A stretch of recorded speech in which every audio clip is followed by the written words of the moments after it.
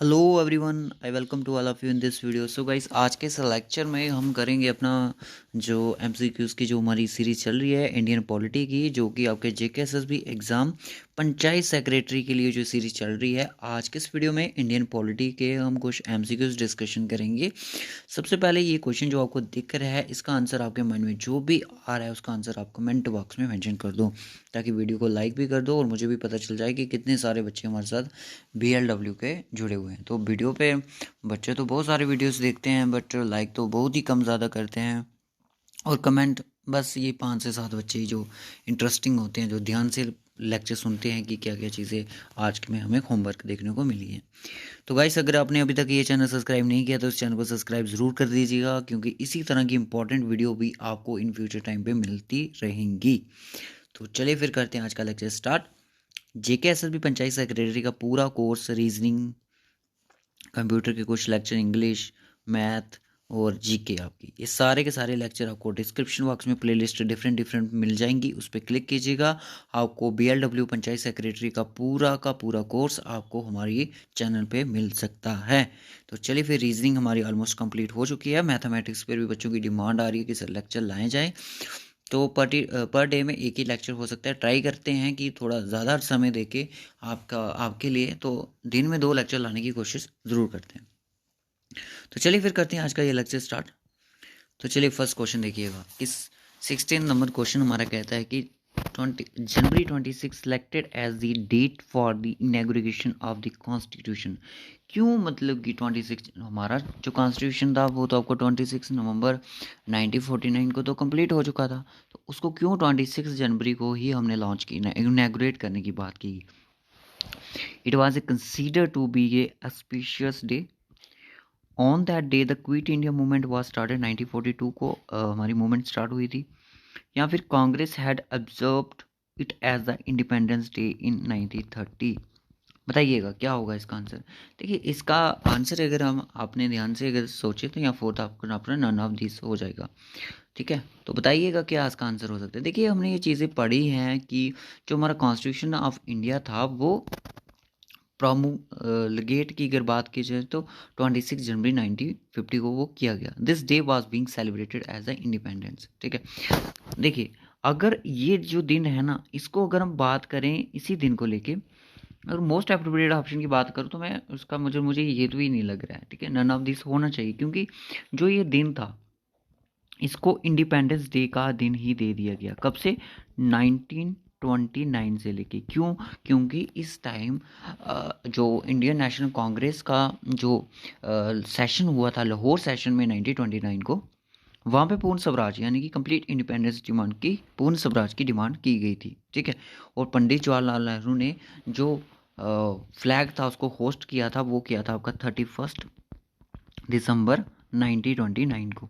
तो तब से ये 29 से ही, मतलब कि ये दिन है जो माना जा रहा है कि ये हमारा इंडिपेंडेंस डे होगा। तो इनकी ये तैयारी थी कि ये 26 जनवरी 1930 को इसको इंडिपेंडेंस डे रखेंगे, बट उसके बाद चीज़ें बदल गई, नहीं हुआ ऐसा, तो इसी वजह से। ठीक है, चलिए नेक्स्ट क्वेश्चन देखते हैं।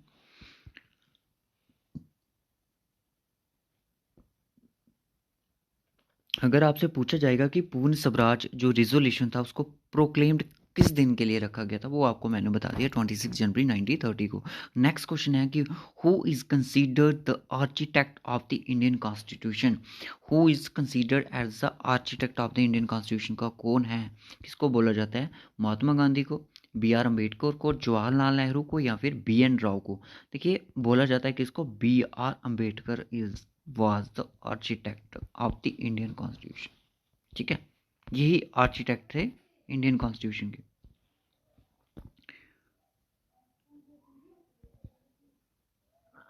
नेक्स्ट क्वेश्चन आता है, concurrent list in the Indian constitution is adopt from the. Concurrent list आपने देखी होगी, बहुत सारे ऐसे फीचर्स हैं जो हमने बहुत अदर कंट्रीज से बोरो किए गए हैं, तो इसमें से एक है कॉन्करेंट लिस्ट है जो इंडियन कॉन्स्टिट्यूशन में, वो हमने कहाँ से ली गई, किस कॉन्स्टिट्यूशन से? USA से, कनाडा, जर्मनी या फिर ऑस्ट्रेलिया। तो कॉन्करेंट लिस्ट की अगर मैं बात करूँ तो ये की गई है बोरो कहाँ से? ऑस्ट्रेलिया से।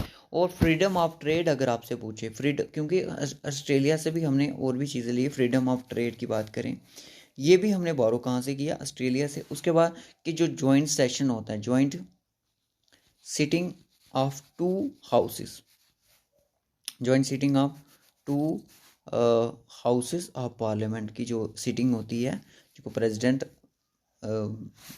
इनवाइट करता है जिस चीज़ के लिए, तो ये दो तीनों चीज़ें हैं, काफ़ी ज़्यादा इंपॉर्टेंट हैं। ये चीज़ें भी हमने ऑस्ट्रेलिया से बोरो की है। नेक्स्ट क्वेश्चन आता है हमारा, the mind and ideal of the frames of the constitution are reflected as. Mind and ideals of the frames of the constitution किसको बोला जाता है? या दोस्तों याद रखिएगा, माइंड एंड आइडियल्स जो हैं ये फ्रेम ऑफ कॉन्स्टिट्यूशन, ये बहुत ज़्यादा इजी क्वेश्चन है। अगर आप इसको कॉमन सेंस भी करते हो तो इसका प्रेम्बल जो है राइट ऑप्शन हो जाता है। तो इसका राइट ऑप्शन क्या होना चाहिए? Preamble is the right option. Next question देखते हैं, which of the following is not और फीचर्स ऑफ इंडियन कॉन्स्टिट्यूशन। देखिए, फीचर ऑफ इंडियन कॉन्स्टिट्यूशन आपको स्पेशली में सिलेबस में मेंशन है कि salient features of the Indian constitution, ठीक है। तो बताइए इनमें से कौन सा ऐसा है जो इसका फीचर नहीं है। देखिए, डिटेल में पढ़ने की जरूरत नहीं है, जो फीचर्स हैं उनके नाम भी याद रखोगे काफ़ी सफिशिएंट रहेगा आपके लिए। Parliamentary form of government, independence of judiciary, presidential form of government, या फिर फेडरल गवर्नमेंट। देखिए, federal government, independence of judiciary, parliament form of government, this all are the features of Indian Constitution except one, presidential form of government. So C will be the right option. Okay, ये इसका features नहीं था। Next question चलिए, Indian constitution क्या है? Indian constitution क्या federal है, quasi federal है, यूनिटरी है, या फिर प्रेसिडेंशियल है? बताइएगा क्या है ये। देखिए, इसको क्वाजी फेडरल बोला जाता है। किसके द्वारा? केसी, नाम याद रख लीजिएगा किसके द्वारा नाम दिया गया है इसको, वेरी, BEARE, वेरी, ठीक है, WHEARE, केसी वेरी द्वारा बोला गया कि कॉन्स्टिट्यूशन जो है वो क्वासी फेडरल है, ठीक है, इतना से याद रखो। और नेक्स्ट क्वेश्चन देखते हैं, who is custodian of the Indian constitution? Custodian of Indian constitution किसको बोला था? प्रेसिडेंट ऑफ इंडिया को, चीफ जस्टिस ऑफ इंडिया को, प्राइम मिनिस्टर ऑफ इंडिया को, या फिर चेयरमैन ऑफ राज्यसभा को? देखो, जो कस्टोडियन ऑफ इंडियन कॉन्स्टिट्यूशन है वो बोला जाता है एससी को, यानी कि सुप्रीम कोर्ट ऑफ इंडिया को। अगर आपसे पूछा जाए कि इंटरप्रेटर ऑफ इंडियन कॉन्स्टिट्यूशन कौन है, तो वो भी आपका कौन है? सुप्रीम कोर्ट हो जाएगा, ठीक है। ये छोटी छोटी चीज़ें हैं जो कि आपको नोट डाउन करनी है। आज के वीडियो में बहुत कम क्वेश्चन रखे हमने। The concept of rule of law is basic features of constitutional system of कहाँ का? ये आपका फ्रांस का है, ठीक है, फ्रांस का। नेक्स्ट क्वेश्चन देखिए, name of the country from which the constitutional features of procedure for amendment was boarded by India. देखिए, आर्टिकल 368 के अंदर आता है। अगर मैंने गलत बोला आर्टिकल तो आप कमेंट बॉक्स में बता दीजिएगा। आर्टिकल 368 के अंदर हम क्या करते हैं कि कॉन्स्टिट्यूशन का जो भी फीचर्स रहता है, जो भी अमेंडमेंट कर सकते हैं कॉन्स्टिट्यूशन को, ठीक है। अमेंडमेंट हम कॉन्स्टिट्यूशन में जब हम कोई अमेंडमेंट लाते हैं तो किस आर्टिकल के तहत लाते हैं? 368 के तहत, ठीक है, याद रखिएगा इसको। तो इसका क्या राइट ऑप्शन होना चाहिए? कॉन्स्टिट्यूशन जो प्रोसीजर्स है हम बोरो मतलब कि इसको कर सकते हैं, procedure for amendment of the constitution, तो it come from South Africa से हमने बोरो किया गया। आज का हमारा लास्ट क्वेश्चन देखते हैं, the idea of parliamentary form of government is adopted from. Idea जो पार्लियामेंट्री फॉर्म ऑफ गवर्नमेंट का है वो कहाँ से हमने अडॉप्ट किया? देखिए, ये फीचर्स हैं, ये भी आपको पढ़ने पड़ेंगे। आइडियाज़ कहाँ से लिए गए, कौन सी चीज़ें कहाँ से बोरो की है, this is so much important for your competitive exam. So idea parliamentary form of government is adopt from, the right option is UK से इसको हमने बोरो किया गया। अब दोस्तों, आपसे एक चीज़ की बात करनी है, अगर आपने मैथमेटिक्स के लेक्चर चाहिए, अगर आपने बेसिक कंप्लीट कर दिया जाए, आप मुझे कमेंट बॉक्स में मेंशन कीजिए कि सर किस किस चीज़ पे, यानी कि फेवरेबल होने चाहिए कमेंट बच्चों के, किस किस चीज़ पे हमने लेक्चर लाने चाहिए। देखिए, रीजनिंग के जब भी हम लेक्चर लाते हैं बच्चे इंटरेस्टिंग नहीं होते, मैथ के लाते हैं बच्चे फिर भी इंटरेस्टिंग नहीं होते, क्योंकि ये जो क्वेश्चन हमने लाए जाते हैं ये प्रीवियस ईयर्स आस्क्ड क्वेश्चन रहते हैं। या तो फिर इन दोनों की सीरीज आप 35 मार्क्स की चाहते हो, या फिर इनकी अलग अलग चाहते हो। जिस तरह से आप बोलोगे उसी तरह से हम आपके लिए फ्रेम करके ले आएंगे।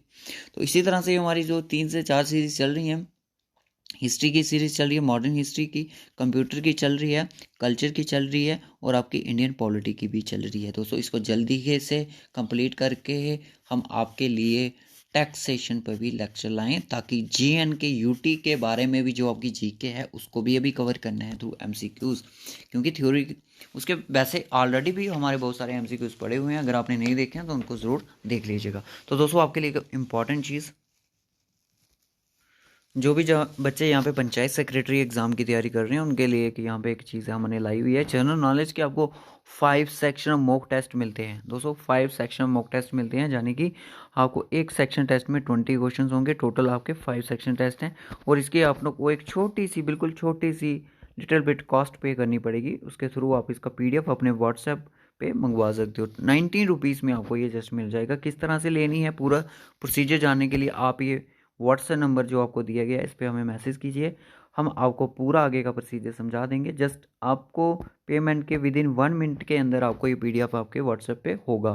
तो बहुत सारे बच्चों ने इसको ले भी लिया है, आप भी जल्दी से ले लो, क्योंकि अदर कंपोनेंट के भी हम इसी तरह के सेक्शनल तैयार करेंगे, ताकि आप एक जो मॉक टेस्ट की तैयारी रहते हो, जो आपको 400-300 रुपये के मॉक टेस्ट को परचेज़ करते हो, तो वो आपको एक छोटी सी कास्ट में आपको मिल जाए, ताकि एक सभी के लिए इक्वलिटी रहे, अफोर्डेबल कॉस्ट हो, सभी बच्चे इस चीज़ को परचेज़ कर सकें ईजिली।